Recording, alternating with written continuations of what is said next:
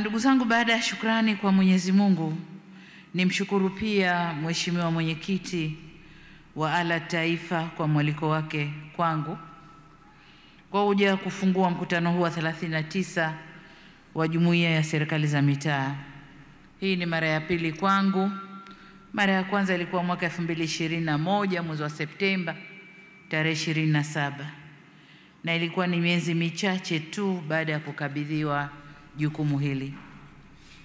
Nitumie fursa hii pia kutoa salamu za pongezi kwa wote waliochaguliwa katika uchaguzi wa serikali za mitaa uliofanyika tarehe 27 Novemba mwaka jana, yaani wenye viti wa serikali za vijiji, kamati za mitaa, wajumbe wa halmashauri za vijiji na wajumbe wa kamati za mitaa. Hongereni sana. Shukurani za pekee kwa wasimamizi wa uchaguzi huu. Kwa wasimamizi wa uchaguzi huu, jeshi langu la madedi mpo? Hongereni sana. Kama nilivyosema wakati wa kampeni za uchaguzi ule, serikali za mitaa zina umuhimu mkubwa sana, na nawaomba nafasi zenu mkazitumie kwa ukubwa huo, wale mliochaguliwa. Wewe ukishakuwa mwenyekiti wa kijiji, si mjumbe wa mtaa, nani wewe, big boss, hushikiki, na kazi ni kuangalia rasilimali ziko wapi. Tuachane. Sisi ni watumishi wa wananchi, tukazitumikie nafasi zetu kuwatumikia wananchi. Napongeza pia kwa maandalizi mazuri ya mkutano huu mkubwa, na niungane nanyi kuwashukuru sana sana wadhamini wetu na kamati ya maandalizi na wote waliotusaidia kukamilisha mkutano huu. Wadhamini wetu, asanteni sana. Vile vile niwapongeze kwa kuchagua kauli mbiu inayoendana na muktadha wa mkutano huu, inayosema shiriki uchaguzi mkuu, muktadha wa wakati huu unaosema shiriki uchaguzi mkuu 2025 kwa maendeleo endelevu.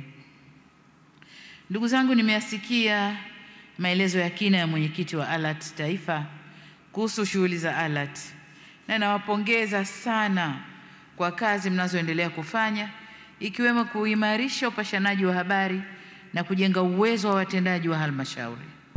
Lakini pia nitambue mchango wenu mkubwa kwenye uanzishwaji wa Jumuiya ya Serikali za Mitaa ya kule Zanzibar, yani ZALGA. Lakini niwapongeze pia kwa kujiunga kwenye jumuiya za kikanda. Hongereni sana. Kwa upekee niipongeze wizara ikisimamiwa na Mheshimiwa Waziri kwa kusimamia shughuli zote zilizofanywa na serikali za local government huko, serikali za mitaa. Na kushukuruni sana na hongereni sana wizara.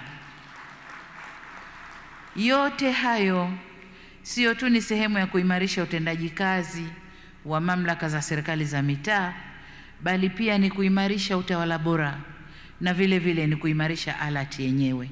Hongereni sana. Ndugu zangu, ni wazi kwamba kufanikiwa kwa mipango ya serikali au serikali kuu inategemea sana ushirikiano kutoka mamlaka za serikali za mitaa.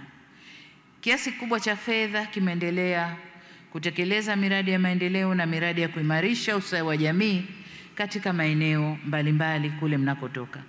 Miradi hiyo imechochea maendeleo na kuboresha hali ya utoaji huduma za kijamii na kiuchumi kwa wananchi wetu. Ndio maana mara zote nimekuwa nikisisitiza uwajibikaji na ufanisi katika halmashauri, kwani huko ndiko waliko wananchi wengi na ndiko tulikoelekeza miradi mingi ya maendeleo, na tutaendelea kutegemea ushirikiano wenu katika kuhakikisha kwamba kazi kubwa inayofanywa inaleta matokeo yaliyokusudiwa na kuimarisha ustawi wa wananchi. Sasa katika kufanya hivi, ili haya yatimie, kuna mazuri na machungu yake. Mnajua kwamba katika kipindi cha miaka mitatu hiki nimekuwa nikitoa mikeka mingi ya mabadiliko kwenye serikali za mitaa, ngazi ya mkoa, wilaya, halmashauri, huko mingi tu, na si kwa raha au kwa kupenda, ila kwa kutafuta cream wale watakaosimama na serikali kufanya kazi serikali iliyokusudiwa. Sasa nataka kusema kwamba kama maxi ni 100, tuko kwenye 85. Tumeshanyooka, tumebakia 25. Tutakwenda kunyoshana polepole mpaka wote tusimame njia hiyo. Ndugu mwenyekiti na wajumbe, mwaka 2021 nilipozungumza nanyi ilikuwa takriban miezi 6 tu tangu nishike hatamu ya uongozi wa nchi yetu. Nilitumia mkutano ule kuainisha mipango ya serikali kwa wananchi walioko kwenye halmashauri zenu. Niliahidi kujenga jumla ya madarasa 15,000, vituo vya kutolea huduma za afya kwenye tarafa 250, na niliahidi kuongeza kasi ya upatikanaji wa maji safi na salama na ujenzi wa barabara vijijini. Niliahidi pia kurejesha baadhi ya vyanzo vya mapato vya halmashauri vilivyokuwa vimechukuliwa serikali kuu. Sasa ni wajibu wangu kuwarudishia mrejesho wa ahadi zile nilizozifanya. Lakini kwa bahati nzuri, nilipopita kwenye mabanda ya maonyesho kabla sijaingia hapa, majawabu yote niliyakuta kwenye mabodi na wakurugenzi walinieleza yaliyofanyika. Kwa hiyo nadhani nisiwapotezee muda kusema nilifanya. Lakini niwaambie tu kwamba kwenye elimu, mbali na madarasa 15,000, tumejenga vyuo vya VETA katika wilaya 64, kazi inaendelea. Lakini kuna vingine 25 vilikuwa kabla, na kila mkoa kina chuo kikubwa cha mafunzo ya VETA na mafunzo ya ufundi stadi. Lakini kwa upande wa afya, kazi iliyofanyika mnaijua. Lakini pamoja na majengo, amesema mwenyekiti wa ALAT, kuna vifaa vya kisasa sana kwenye mahospitali yetu katika ngazi zote. Lakini pia tumepunguza kwa kiasi kikubwa uhaba wa madawa. Sasa supply ya madawa inakwenda vizuri, na kwamba referral zile za maradhi kuja Dar es Salaam na Benjamin Mkapa zinaishia hospitali za mikoa. Tukiacha sekta ya afya, sekta ya maji, wakati ule kwenye maji tulikuwa 70% vijijini, lakini 84% mijini. Na kwa sasa mpaka juzi napofungua mradi wa Same Mwanga, vijijini tumetimiza 83%, na lengo tulilopewa ni 85. Na kwenye miji tumefika 90%, tumebakisha 5. Kuna miradi zaidi ya 1000 maeneo mbalimbali. Tunapofika mwezi wa 10 miradi mingi itakuwa imemalizika, tutafika kwenye agizo tulilopewa na ilani ya uchaguzi. Kwenye ujenzi wa barabara za vijijini, tumeijengea TARURA uwezo wa kibajeti na kwa rasilimali watu pia, na hivyo kuiwezesha kufanya kazi zake kwa ufanisi. Tumejenga barabara mpya za lami, lakini tumefungua wilaya nyingi kwa barabara zinazopitika misimu yote. Natambua bado kazi ipo ya ujenzi wa barabara. Kila unapokwenda unadaiwa lami. Na ndio raha ya maendeleo. Ukionja maendeleo, unataka maendeleo yaendelee kusambaa. Lakini nataka niwape jambo la faraja kama alivyosema mmoja wetu hapa. Nililikuta kwenye maonyesho. CRDB tumefungua nao Samia Bond kwa ajili ya fedha za miundombinu, hasa barabara. Bondi ile tulipoifungua tulikusudia kukusanya bilioni 150. Kwa bahati nzuri tumekusanya bilioni 300, na hii ni kuhakikisha kwamba sasa TARURA hawendi kukwama kwenye utekelezaji wa ujenzi wa barabara kule vijijini. Barabara zitakwenda kujengwa kwa kiasi kikubwa. Kwa upande wa kurejesha baadhi ya vyanzo vya mapato kwa halmashauri, tayari tumerejesha makusanyo ya mabango yamerudi kwenu halmashauri, lakini pia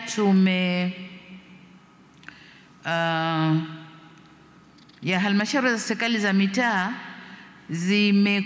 zimekurudishiwa ukusanyaji wa kodi ya majengo, nyumba zile mtakusanya wenyewe, lakini pia na mabango.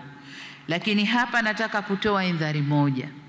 Kodi hizi zilikuwa zinakusanywa na serikali za mitaa, zikachukuliwa na serikali kuu. Sasa zilichukuliwa na serikali kuu kutokana na sababu za ubadhirifu na kuto kufanya vizuri.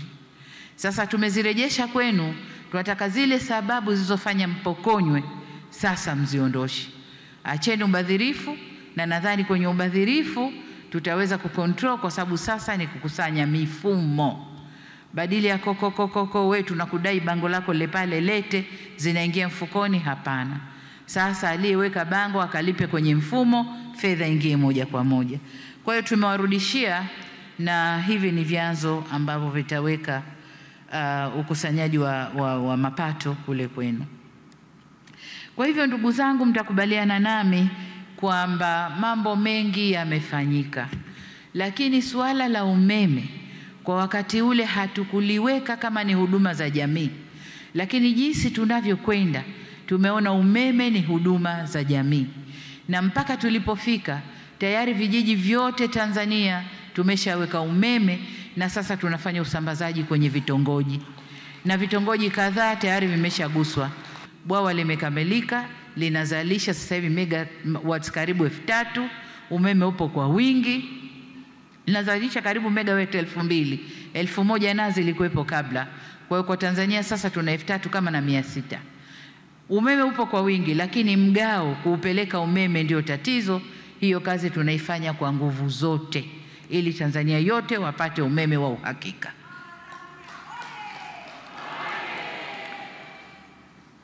Ndugu zangu, niliyoahidi nimeyatimiza. Nitumie fursa hii kuzishukuru mamlaka za serikali za mitaa kwa ushirikiano mkubwa mlioutoa kwa serikali kuu katika kusimamia kazi hizi ambazo zimefanyika. Kama nilivyosema, nyinyi ndio moyo wa serikali kuu. Fedha inayokuja kule, wasimamizi ni nyie, na nyinyi ndio mnasimamia maendeleo kule. Mheshimiwa Mwenyekiti na wajumbe, pamoja na ahadi nilizozitoa nilipozungumza nanyi mwaka ule 21, niliainisha pia changamoto za kufanyiwa kazi. Miongoni mwa changamoto hizo, kwanza ilikuwa ni usimamizi madhubuti wa mapato kwa kutumia mifumo ya TEHAMA. Lakini la pili ilikuwa kuwachukulia hatua maafisa wabadhirifu, na ndio ile nilisema mikeka na kuchuja wabadhirifu, wazembe, wanani wote tumechuja, tuko 85%. Lakini pia tulisema mipango ya halmashauri izingatie vipaumbele vilivyoko katika dira ya taifa, na nadhani kwa sababu tunakwenda kumaliza dira, halmashauri zimefanya hivyo, lakini mmetoa maoni vizuri kwenye dira yetu mpya inayotoka 2025 hadi kule 50. Mmetoa maoni vizuri kwa mipango yenu, iende ikaangalie maoni mlioyatoa kwenye dira mpya ambayo karibu tutaizindua. Lakini jengine tulisema halmashauri kutenga siku maalum kusikiliza kero za wananchi. Hapo bado tunasuasua, hatujafanya vizuri sana, bado tunasuasua. Lakini hata hivyo nafarijika kwamba halmashauri nyingi ziko kwenye hatua mbalimbali za utekelezaji na chache ndizo bado zinasuasua, lakini naamini wote tunatambua umuhimu na uhalali wa maelezo yale, na mtaongeza kasi katika utekelezaji. Ndugu zangu, changamoto zinazobidi kufanyiwa kazi zaidi. Hizi changamoto zilikuwa za mwaka ule ambao tulizungumza, tumezifanyia kazi, lakini bado kuna changamoto zinahitaji kufanyiwa kazi zaidi. Sasa niseme, pamoja na mafanikio ya utekelezaji wote ule, kupitia ziara zangu mikoani na mrejesho unaopata kutoka kwa wananchi kwa kutumia njia mbalimbali. Bado zipo changamoto ambazo Mungu akitupa uhai inafaa tushirikiane kuzifanyia kazi kwa juhudi zaidi. Kwa hapa nitagusia changamoto 3 kubwa. Ya kwanza, umakini zaidi kwenye ukusanyaji wa mapato na matumizi. Amesema waziri hapa kwamba bado hadi leo kuna watu, mbali na mifumo halali iliyowekwa na serikali ya kukusanya fedha kwenye halmashauri yetu au halmashauri zetu, kuna mifumo ya pembeni inaundwa inakusanya fedha hivyo hivyo, na fedha zile badala ya kuingia kwenye mfumo halali naingia mifumo ya watu binafsi. Waziri na wakurugenzi, na wataka muwe macho kwenye hili, muwe macho kwenye hili, kwa sababu fedha hii itakapokusanywa yote ikaingia kwenye mifumo halali, hizi kelele tunazopiga ndogo ndogo hazitakuwepo. Tutakuwa na fedha ya kutosha ya kufanya shughuli zetu za maendeleo. Lakini tukiachia zikienda mikono mingine, maendeleo yetu yanakwenda kuzorota, na muda wote halmashauri zinadai fedha serikali kuu, wakati fedha iko kule na inaachiwa inapeperuka. Mheshimiwa Waziri, kama mmewabaini hawa watu, tafadhali, tafadhali sana, le jicho lako la huruma hapa hapana, hapa hapana. Lakini wengine kama alivyosema wamethubutu kuja na risiti, lugha siku hizi risiti feki, lakini ni risiti za udanganyifu, sio risiti halisi. Huko wanakusanya mapato lakini kwa risiti zisizo halisi. Au kama mwagundua, waziri, hapa sina mswalie Mtume, ukishindwa kuwachukulia hatua hawa, takuja kukuita nikuuliza umefanya nini. Ukufanya kitu, mimi nafanya kwa wao na wewe, wao ambao umewasamehe na wewe uliyesamehe. Ndugu zangu, niwapongeze halmashauri, kwa kweli mnapaswa kupongezwa kwa kuongeza ukusanyaji wa mapato. Lakini muono wangu ni kwamba mnaweza mkafanya vizuri zaidi, zaidi ya hapa mlipofika. Kama kuna fedha bado hazikusanywi, zinakusanywa kwa risiti feki, zinakusanywa kwa mifumo ya pembeni, mkiziba huko na mengineyo, mnaweza mkakusanya vizuri zaidi. Kwa nendeni kajipangeni, tukusanye vizuri zaidi. Aidha, udhibiti wa udokozi wa matumizi mabaya nao umeendelea kupungua. Hongereni, sio kuondoka bali kupungua, unaendelea kupungua. Kwenye taarifa mdhibiti na mkaguzi mkuu wa hesabu alizokuja kunipa juzi hapa, ameona hakuna matokeo ya kutoa hati mbaya kwa serikali za mitaa, lakini bado ameona kuna vijikasoro kasoro ambavyo mtavisikia kesho kutwa atakapokuja kuwasilisha taarifa yake. Kwa niseme bado tumefanya vizuri, hongereni sana, lakini bado tuongeze juhudi ya kufanya vizuri zaidi. Pamoja na mafanikio hayo, tunatakiwa kushughulikia suala la matumizi ya tehama. Na nimefurahi sana nilipopita mabanda ya maonyesho, ndugu yangu yule Kitali alinionyesha mifumo inayotumika ndani ya TAMISEMI. Amenionyesha jinsi TAMISEMI inavyosomana na taasisi nyingine. Amenionyesha jinsi mnavyofuatilia matumizi ya rasilimali sasa hivi. Kwenye mitandao unajua halmashauri gani imepewa kiasi gani, zipi zimekwenda kutumika wapi, zipi zimebaki, nani kalipwa nini.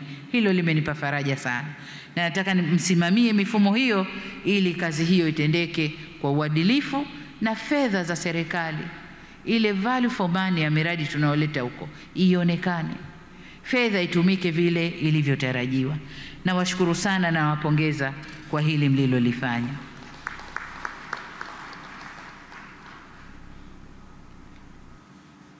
Lakini pamoja na vyanzo tulivyo navyo, nitoe rai kwenu kubuni vyanzo vipya.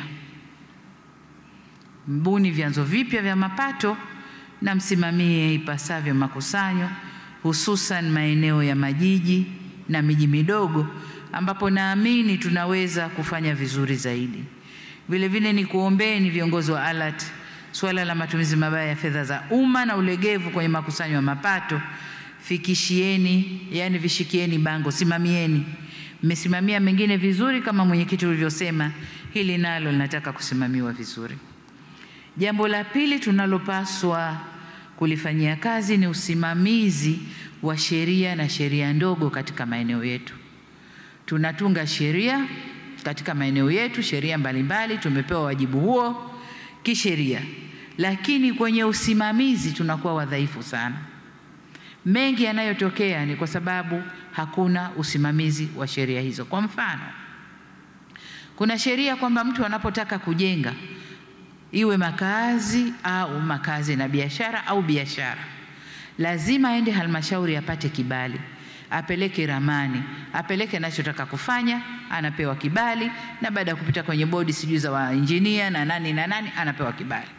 Lakini kibali kikishatoka, mtu yule anakwenda kujenga anavyotaka yeye, anageuza kabisa kile kibali, ruhusa aliyopewa kwenye kibali, anajenga kitu kingine kabisa. Lakini halmashauri kuna wanani wanaitwa hawa maengineer, mnawaita wanani? Wahandisi. Kuna wahandisi, kuna wasimamizi, kuna nani, na kazi yao ni kuzunguka kwenye maeneo yao kuona kama vibali vilivyotolewa vinatekelezwa kama vilivyotoka. Hapana. Kuna majumba yanajengwa ajabu. Mfano mzuri eneo la Kariakoo. Halmashauri kule, iwe ya jiji la Dar es Salaam au halmashauri nyingine, wanatoa vibali. Mtu akisha kukipata kibali, anakwenda kujenga nyumba aliyopewa kibali, lakini na rumbesa juu. Rumbesa zimeacha sasa kwa za mazao ya kilimo, zinakwenda kwenye ujenzi. Unaona kabisa nyumba imejengwa, lakini ina kishubaka kimeongezwa juu. Kwa hiyo ndugu zangu, twendeni tukasimamieni sheria zetu. Wakati mwingine sheria zinavunjwa na sisi wenyewe. Sisi wenyewe watunga sheria. Unaingia kwenye biashara, unaingia kwenye ujenzi, wewe mwenyewe unavunja sheria mlizozitunga. Hili twendeni tukalisimamie kwa dhati kabisa na tulifanyie kazi.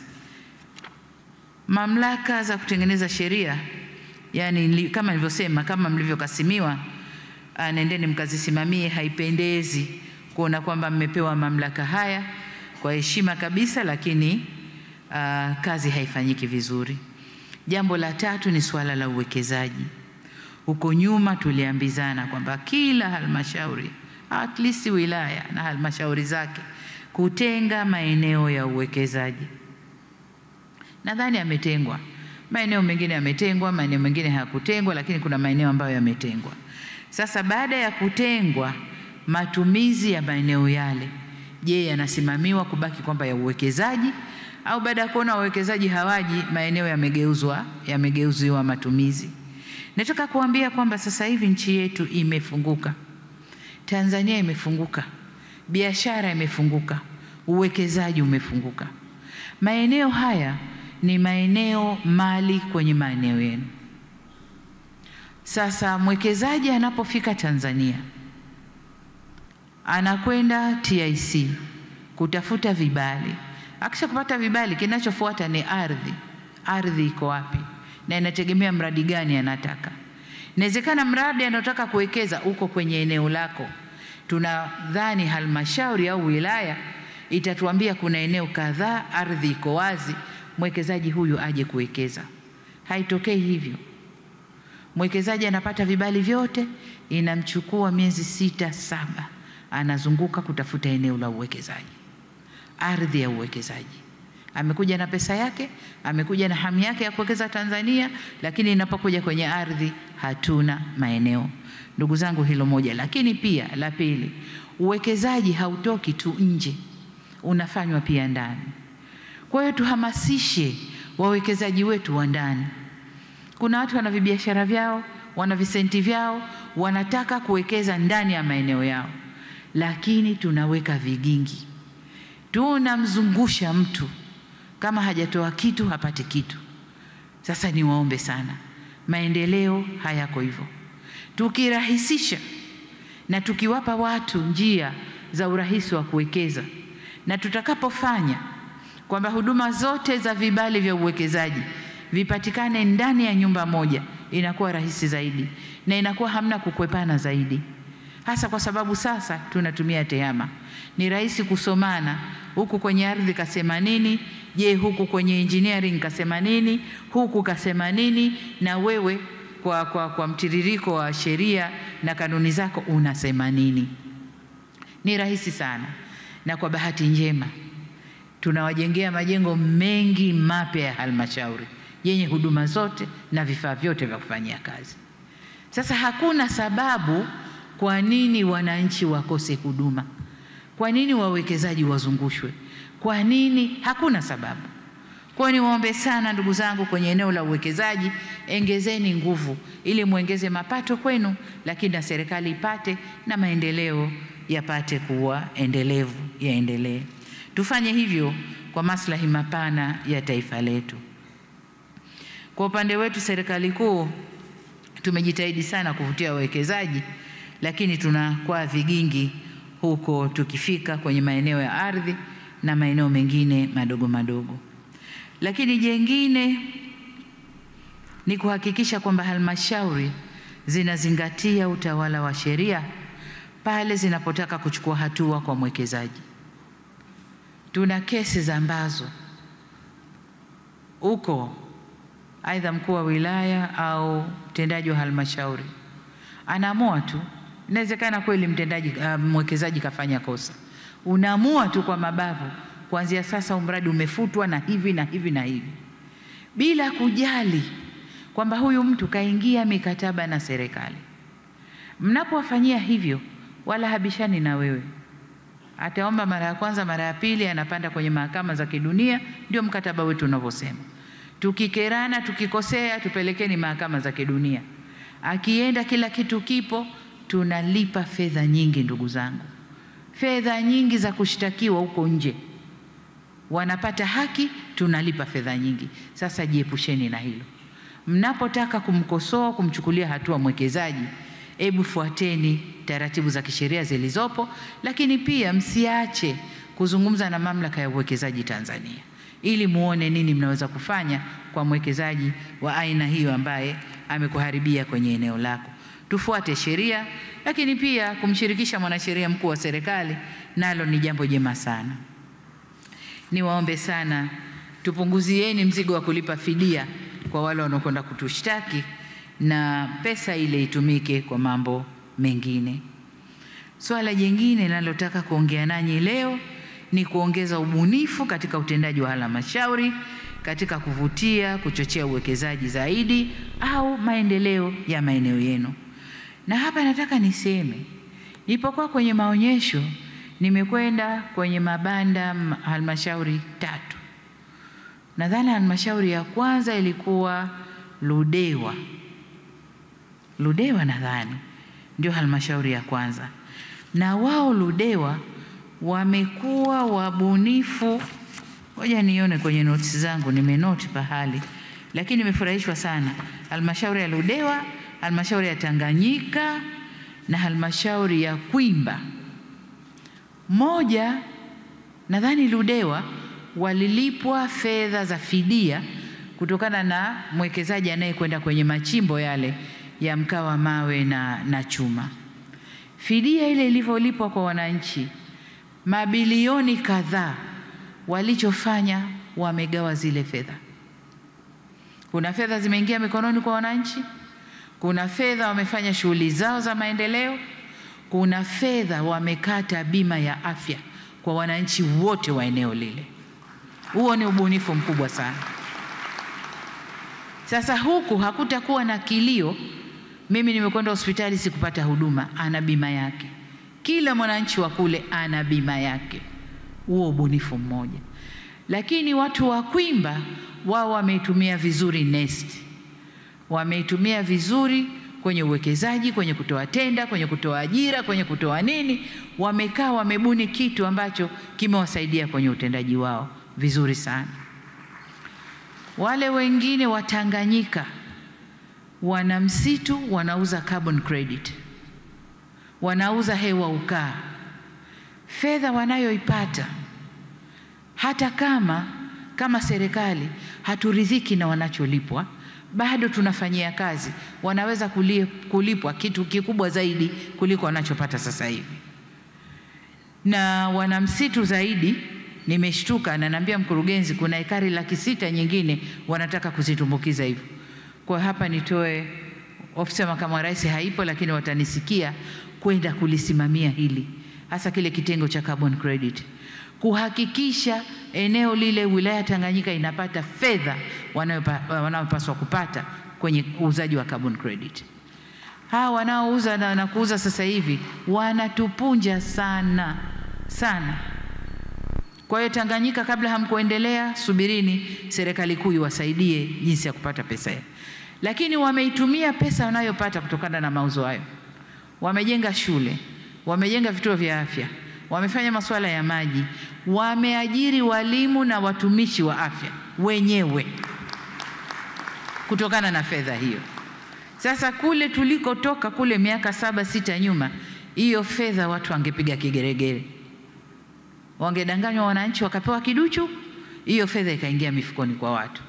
Lakini kile walichokifanya, na zisalute zile halmashauri 3 kwa ubunifu mzuri waliofanya. Nimetoa mifano hii na wengine mkaangalie kwenu kuna nini na msimamie vizuri. Tanzania hii imejaa madini, imejaa rasilimali za kila aina. Kama tutazisimamia vizuri kama halmashauri, tukapata fedha kama walivyopata hawa, tutasaidia serikali kuu kuleta maendeleo kwenye maeneo yenu, badala ya kila mwaka bajeti kwa bilioni kupeleka serikali kuu, na serikali kuu kutafuta sasa vyanzo viko wapi na nini na kupeleka huko kuondosha shida za wananchi. Nendeni kasimamieni ubunifu na usimamizi wa matumizi ya rasilimali hizo. Ndugu zangu, dunia inabadilika, nasi lazima tubadilike. Nimesikiliza risala ya mwenyekiti, lakini na waziri pia. Mwenyekiti, tunakushukuru kwa maneno mazuri kwa serikali, na waziri nakushukuru na kupongeza kwa zile quotations. Maana leo hapa umetupiga quotations kama 7 sijui 8, Adam Smith sijui Churchill sijui Indira Gandhi sijui nani, lakini zote zinatuambia kitu, zinatufundisha kitu. Kwa hiyo nakushukuru kwa research nzuri ambayo umeifanya. Kwa hiyo baada ya shukrani hizo, niseme kwamba yale yote mazuri mlioyasema yametekelezwa na serikali hii. Yale yote mazuri mlioyasimamia yatokee kule kwenye maeneo yenu. Ile ndio turufu yetu kwenye uchaguzi unaokuja. Ndio turufu yetu kwenye uchaguzi unaokuja. Nendeni kayasemeni, kawaambieni watu kule. Kama bado kuna watu wana wasiwasi kupiga kura kwa Chama cha Mapinduzi, waambie chama kimeweza kufanya hivi, kilileta ilani hii na serikali yake imetekeleza yote haya. Kwa nendeni kawaambieni watu, ili ile turufu ikatupe matunda, mavuno katika kura. Jambo la pili ni kuhusu ombi nilipenyezewa pembeni. Hapa nitazungumza la waziri kwenye mishahara ya madedi na posho ya madiwani. Tuachieni tuifanyie kazi. Tuachieni tufanyie kazi. Wanasema mcheza kwao ufanyaje? Sasa ngoja tukaangalie mfuko wa matunzo, kama upo tutatunza, kama haupo tutarambishana.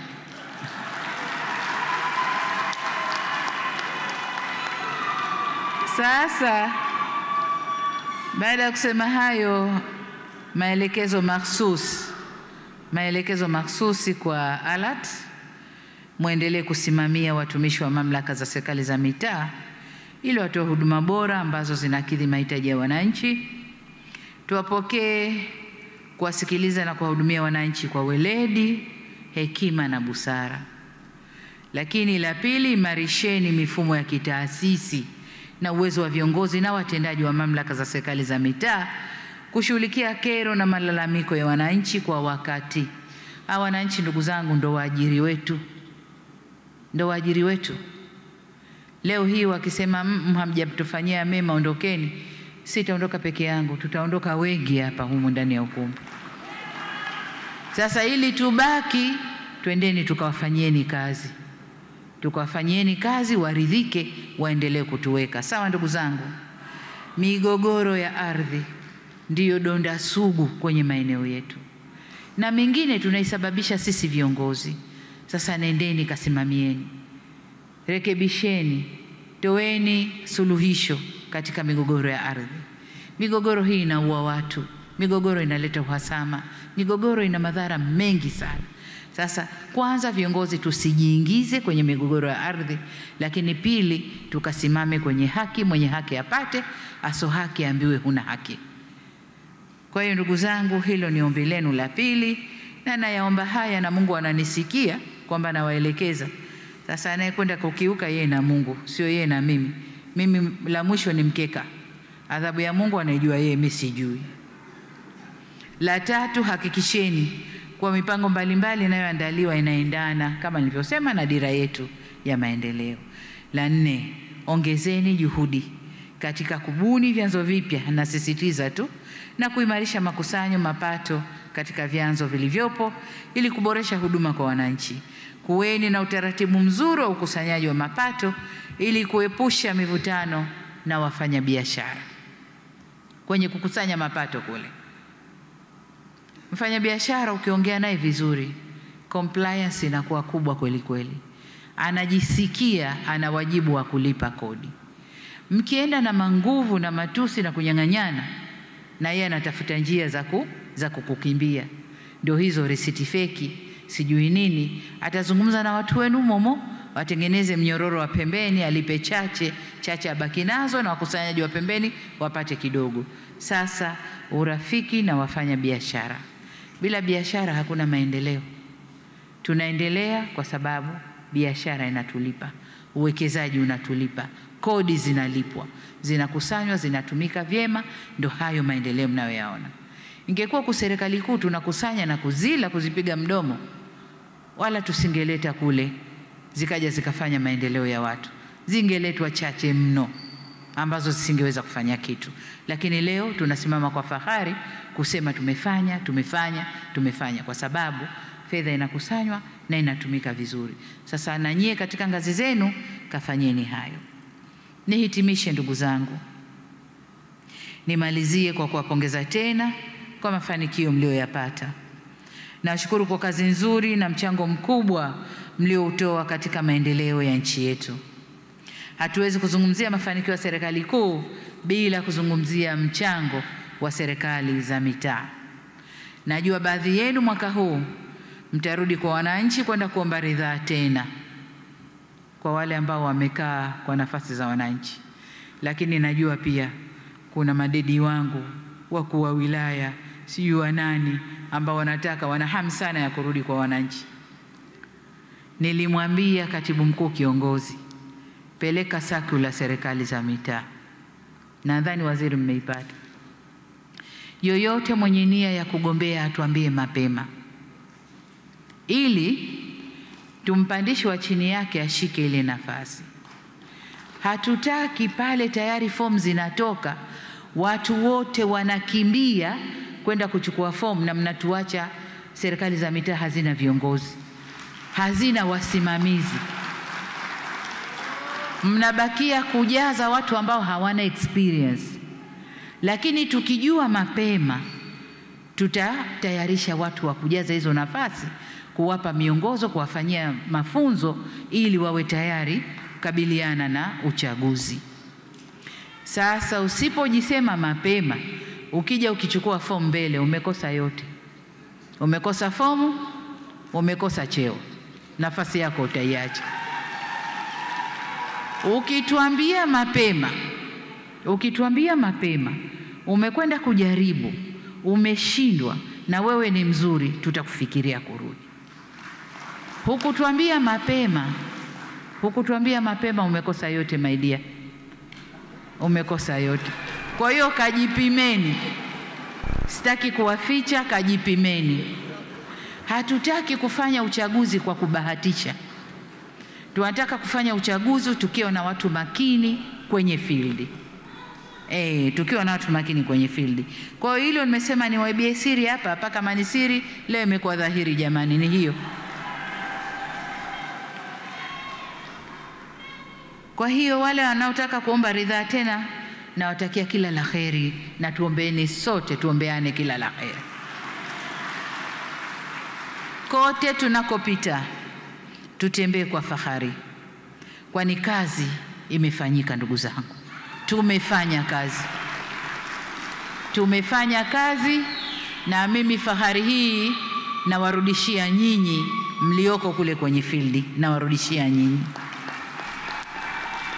Niwaombe tena,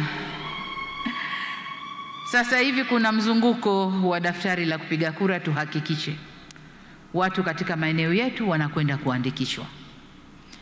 kuandikishwa, kwa sababu kama huko kwenye daftari huna haki ya kupiga kura. Ili upate haki ya kupiga kura lazima ukaandikishwe kwenye daftari. Kwa tusimamie watu kwenye maeneo yetu, tuhakikishe wanakwenda kuboresha taarifa zao au kujiandikisha ili wapate haki ya kupiga kura. Mheshimiwa mwenyeji wetu mkuu wa mkoa wa Tanga, Mheshimiwa Batilda Buriani, waheshimiwa wakuu wa mikoa wengine ambao mlipita Tanga lakini mko mikoa mingine ambao mmekuja kuunga mkono kwenye ziara hii, natambua uwepo wenu. Waheshimiwa mawaziri na manaibu mawaziri, waheshimiwa makatibu wakuu na manaibu makatibu wakuu, na ujumbe wote niliofuatana nao, kinitambue uwepo wa Mheshimiwa mwenyekiti wa Chama cha Mapinduzi, lakini kabla yake ni uongozi wa Chama cha Mapinduzi Taifa kiongozwa na katibu wa siasa, itikadi na mafunzo, ndugu yetu Amos Makala, na wote waliotoka secretariat na uongozi wa jumuiya za Chama cha Mapinduzi. Tambue uongozi au uwepo wa Mheshimiwa Rajabu Abdurrahman Abdallah, mwenyekiti wa Chama cha Mapinduzi mkoa wa Tanga, uongozi wa wilaya na viongozi wote wa vyama vya siasa waliopo hapa nasi. Lakini pia nitambue uwepo wa katibu tawala wa mkoa na kamati ya ulinzi na usalama mkoa. Tambue pia uwepo wa waheshimiwa wabunge wa mkoa huu wa Tanga kiongozwa na mbunge wa jiji la Tanga, Utanga mjini, mdogo wangu Odo Umi oye!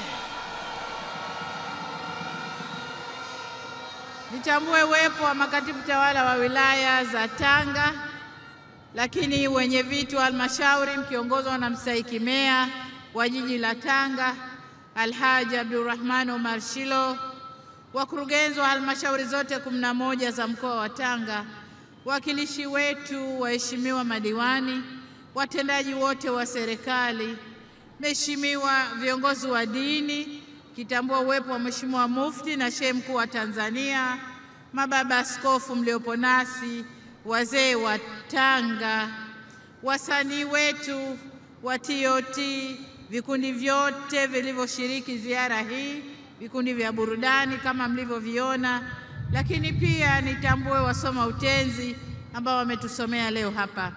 Ndugu zangu waandishi wa habari ambao wamekuwa nasi siku zote za ziara hii, nataka mumpe salamu Kipanya, mwambie ombi lake la mimi kukutana nanyi limekubaliwa, najipanga tukutane.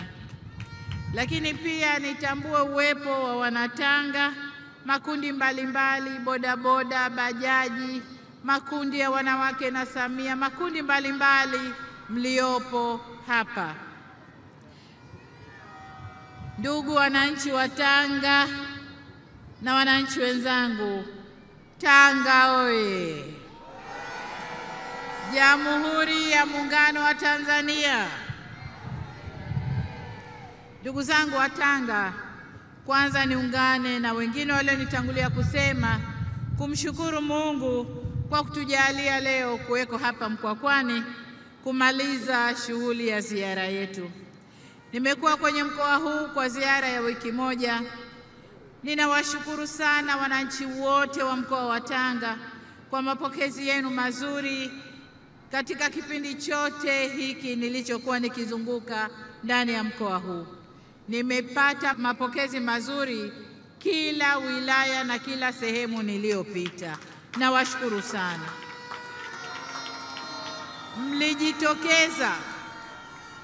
Mlijitokeza kwa wingi sana na kwa bashasha kunilaki na kunisikiliza. Asanteni sana. Ninawashukuru pia viongozi wa chama na serikali ngazi ya mkoa na wilaya zote kwa kufanikisha ziara hii ya kihistoria.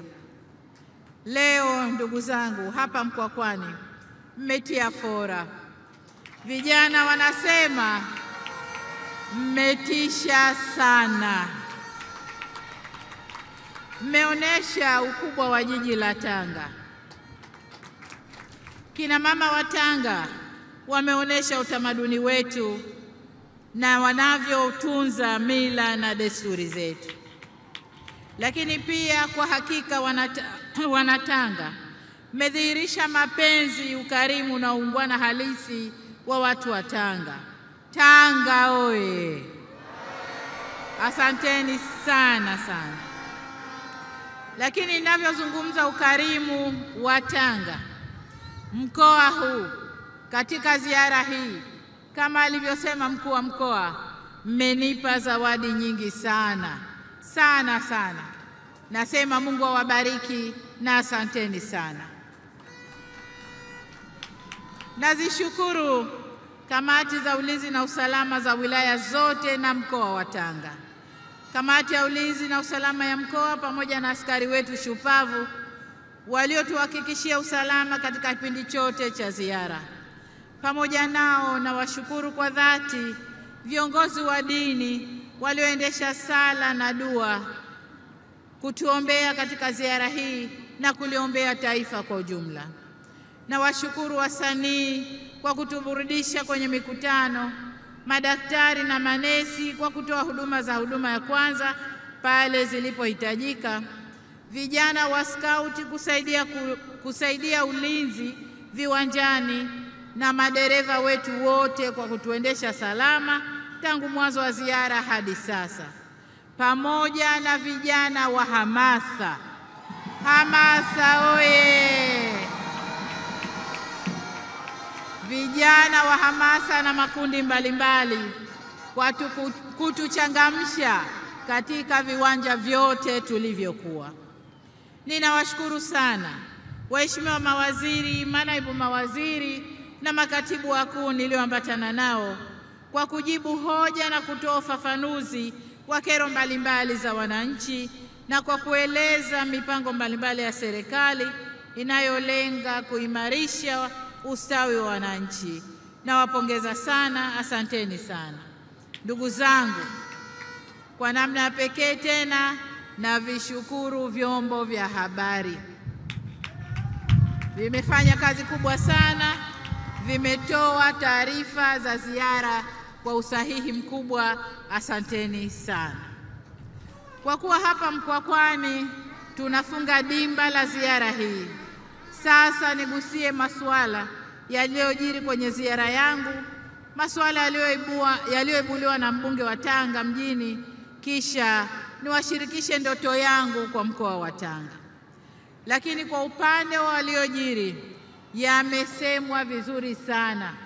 Yamesemwa na waziri anayeshikilia sasa TAMISEMI, ndugu yenu Ndejembi, lakini yamesemwa vizuri na mkuu wa mkoa, yamesemwa na mwenyekiti wa Chama cha Mapinduzi mkoa, yamesemwa kwenye utenzi uliosomwa hapa leo, lakini yamesemwa na Odoumi, mbunge wa Tanga mjini. Yote yaliyojiri yalishasemwa nami sitaki kuyarudia. Sasa ndugu zangu, niende moja kwa moja Niseme kwamba pamoja na kwamba masuala yaliyotekelezwa yamesemwa, hata hivyo tulikuta changamoto za hapa na pale, na tulikuta miradi ambayo iko kwenye uendelevu bado haijakamilika.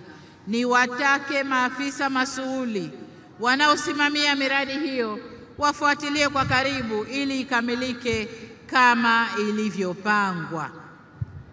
Kwenye ziara yangu pia nilitumia fursa ya ziara hii kuzindua rasmi ugawaji wa majiko na nishati safi ya kupikia. Nimefanya kazi hiyo hapa Tanga kwa niaba ya taifa zima. Tanga imewakilisha taifa zima.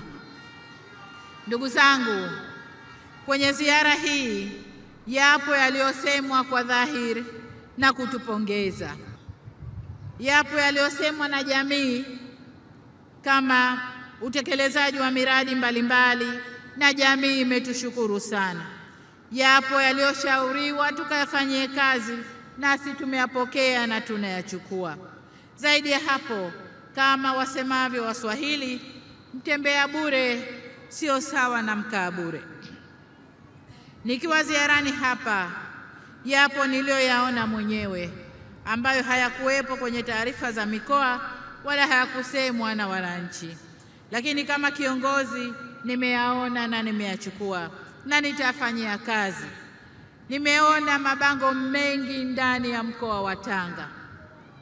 Mabango haya yamepongeza juhudi zilizofanywa na serikali, yameonyesha fedha iliyoletwa ndani ya mkoa na serikali, yameonyesha fedha iliyokusanywa ndani ya mkoa wa Tanga na kuchangia maendeleo kwenye serikali, yameonyesha miradi iliyotekelezwa, lakini mengine yametoa shukurani kwa serikali. Yote nimeyaona. Asanteni sana Wanatanga. Ndugu zangu, nikiangazia niliyoyaona na yaliyoko kwenye taarifa rasmi za mkoa, nimebaini masuala makubwa yafuatayo. La kwanza ni swala la miundombinu ya barabara lililojitokeza maeneo mbalimbali. Nafurahi kuwa kwenye ziara hii tuliweza kujibu kiu kuhusu ujenzi wa barabara ya Bagamoyo Pangani Tanga, na leo Odoumi ameisema pia hapa. Barabara hiyo itafungua mkoa wa Tanga kiuchumi, kibiashara na kiuwekezaji. Ni wahakikishie Wanatanga, barabara hii tunakwenda kuijenga yote vizuri na kwa lami. Hata hivyo, bado kuna mahitaji ya barabara nyingine katika wilaya za mkoa huu wa Tanga. Aidha, lipo pendekezo la kupanua barabara ya Segera hadi Tanga. Nataka niwaambie Wanatanga, tayari tumeanza kufanya upembuzi wa kinifu wa barabara hii, na mbele huko tutakwenda kuiweka kwenye ilani na kuijenga. Nachoweza kusema ndugu zangu ni kwamba mwaka huu CCM inaandaa ilani ya mwaka 25 mpaka mwaka 30. Baada ya tathmini, baadhi ya maombi ya barabara hizo yataingizwa kwenye ilani ijayo ya Chama cha Mapinduzi. Swala la pili nililoliona ni swala la maji, upatikanaji wa maji ndani ya mkoa wa Tanga. Namshukuru Mungu kwamba ukichukulia wastani wa upatikanaji wa maji ndani ya mkoa wa Tanga hatupungui kwenye 79-80. Lakini pia kuna miradi mingi ambayo inaendelea na kuna miradi mikubwa miwili ambayo inaendelea, ambapo tutakapoimaliza Tanga mijini tutapata maji zaidi ya 95, na vijijini tunakwenda kwenye 90 na kuendelea. Maji oye! Tanga oye! Swala la ajira kwa vijana, kama ilivyokuwa maeneo mengine ya nchi na kote duniani, swala la ajira pia limejitokeza. Hata hivyo, jitihada mbalimbali zinaendelea. Wanaoijua Tanga wanafahamu kwamba hata wahamiaji wengi wa hapa Tanga walikuja kwa sababu ya bandari yake. Tayari tumeanza kuifufua bandari hiyo mzigo umeongezeka toka tani 400,000 hadi tani 1,200,000. Ongezeko hili limeongeza ajira za vijana kwa Wanatanga vile vile. Mipango yetu ya baadaye ni kuifanya bandari ya Tanga kuwa maalum kwa mbolea na mazao ya kilimo. Tunaamini haya yatachangia pakubwa katika upatikanaji wa ajira za vijana. Vile vile miradi mbalimbali ya BBT ile ya vijana pamoja na mradi mkubwa wa umwagiliaji wa Mkomazi itachangia pakubwa katika kutengeneza ajira. Aidha, kupitia sera zetu za biashara na uwekezaji, tunaendelea kurahisisha ufanyaji wa biashara na kuvutia wawekezaji wakubwa hapa Tanga. Uwekezaji huo bila shaka utaongeza fursa za ajira kwa vijana. Ni jana tu nilikwenda kuzindua kiwanda cha chokaa na saruji cha Maweni Limestone ambacho kimeongeza ukubwa wa kiwanda, na ni wazi kuwa upanuzi huo unakuja na fursa za vijana. Ajira zilizofanywa pale baada ya upanuzi ni 824, 424 za moja kwa moja na ajira 400 zisizokuwa za moja kwa moja. Sasa viwanda vya aina hii tutaleta Tanga ili kutoa ajira kwa vijana. Lakini jambo la 4 ni kuongeza uzalishaji wa korosho, kokoa na viungo. Nimefarijika sana kuona Tanga sasa wamerudi kwenye uzalishaji wa korosho, kokoa, lakini wanaweka nguvu pia kwenye uzalishaji wa viungo. Mazao yote haya yana soko kubwa sana duniani. Niombe Tanga, wilaya zile ambazo zinazalisha haya mazao, waweke jitihada kubwa, waingize vijana kwenye mazao haya. Mazao haya yana bei kubwa duniani na ni mazao ya kuyachangamkia. Ndugu zangu, jambo jingine nililoliona ndani ya Tanga ni usikivu hafifu wa redio yetu ya TBC katika maeneo fulani. Nikiwa kwenye ziara hii, nimebaini baadhi ya maeneo yenye changamoto za mawasiliano ya simu, usikivu hafifu wa redio yetu ya taifa. Changamoto hizi nilizibaini katika wilaya za Kilindi, Lushoto na Mkinga. Nimefuatilia suala la usikivu wa redio. Nimefahamishwa kwamba mradi wa kuimarisha usikivu wa redio yetu ya taifa kwa wilaya hizo umefikia 60%. Vile vile serikali inaendelea na utekelezaji wa mradi wa shilingi bilioni 126 unaojenga minara 758 katika mikoa 26 nchi nzima. Hivyo niwahakikishie kuwa changamoto hizi tunazifanyia kazi na muda si mrefu zitakuwa si changamoto tena. Lakini swala jingine nililoliona ndani ya mkoa wa Tanga ni suala la migogoro ya ardhi. Uwepo wa mashamba makubwa ambayo hayazalishi na hayawasaidii wananchi kuzalisha chochote. Mashamba yapo lakini hayachangii chochote ndani ya mkoa. Ndugu zangu, hali hii ni lazima ifike mwisho. Tunataka wakulima wapate soko la mazao yao, lakini tuwawezeshe wazalishe kwa wingi.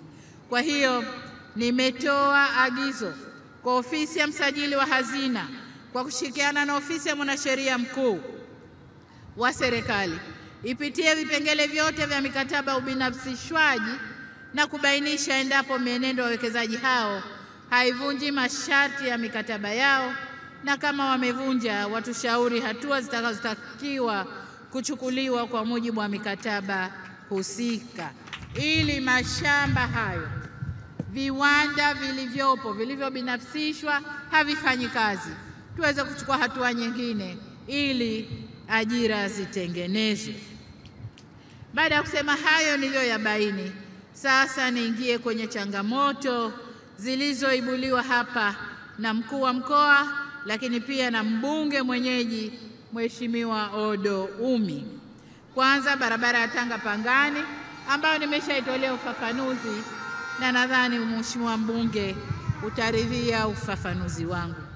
Lakini la pili, masoko yale aliyoyataja Odo Umi Makorora, Mlango wa Chuma, Deep Sea na Mgandini tayari tumepata fedha kwa ajili ya ujenzi wa masoko hayo. La tatu ni jiji la Tanga kuwa na chuo kikuu. Hili nimelichukua na utakwenda kulifanyia kazi. Nadhani pamoja nami kuna waziri wa elimu. Nilikuwa na waziri wa elimu, sayansi na teknolojia, basi tutalichukua kwenda kulifanyia kazi. Lakini kwa awamu ya kwanza kupitia mradi wa HIT Tanga tumeleta kampasi ya chuo kikuu Mzumbe ambayo itakuwa kule Mkinga ili ikasaidie kuchangamsha mji wa Mkinga. Lakini jengine ambalo Mheshimiwa mbunge amelisema ni lile la hospitali, jengo la wazazi. Basi tutaangalia jinsi inavyowezekana. Eneo hili likipatikana, fedha zitakuwepo. Ni muhimu kuwa na jengo la wazazi na watoto. Hili tutakwenda kufanyia kazi.